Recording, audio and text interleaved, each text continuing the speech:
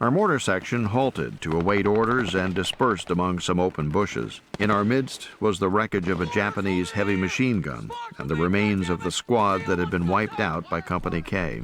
The squad members had been killed in the exact positions to be occupied by such a squad. At first glance, the dead gunner appeared about to fire his deadly weapon. He still sat bolt upright in the proper firing position behind the breech of his machine gun. Despite the vacant look of his dilated pupils, I couldn't believe he was dead. It seemed as though he was looking through me into all eternity, that at any instant he would raise his hands, grip the handles on the breech, and press the thumb trigger. The crown of the gunner's skull had been blasted off, probably by one of our automatic weapons. His riddled steel helmet lay on the deck like a punctured tin can. The assistant gunner lay beside the gun. Several other Japanese soldiers lay strung out at intervals behind the gun. As we talked, I noticed a fellow mortarman sitting next to me. He held a handful of coral pebbles in his left hand. With his right hand, he idly tossed them into the open skull of the Japanese machine gunner.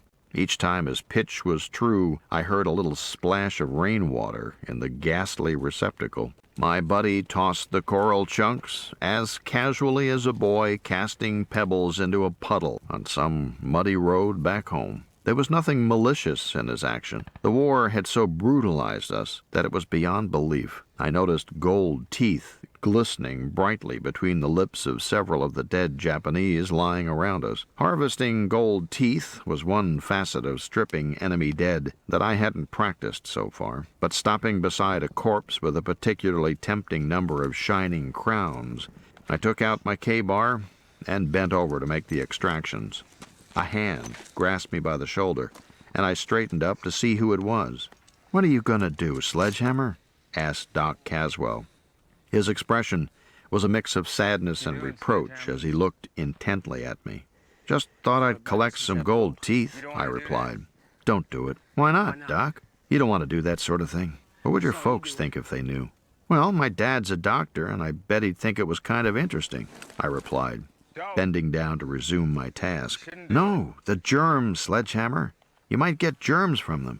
I stopped and looked inquiringly at Doc and said, "Germs? Gosh, I never thought of that." "Yeah, you got to be careful about germs around all these dead nips, you know," he said vehemently.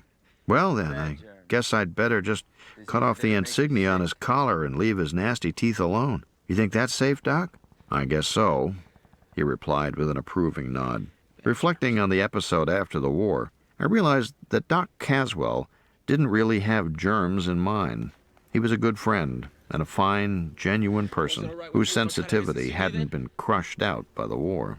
He was merely trying to help me retain some of mine and not become completely callous and harsh.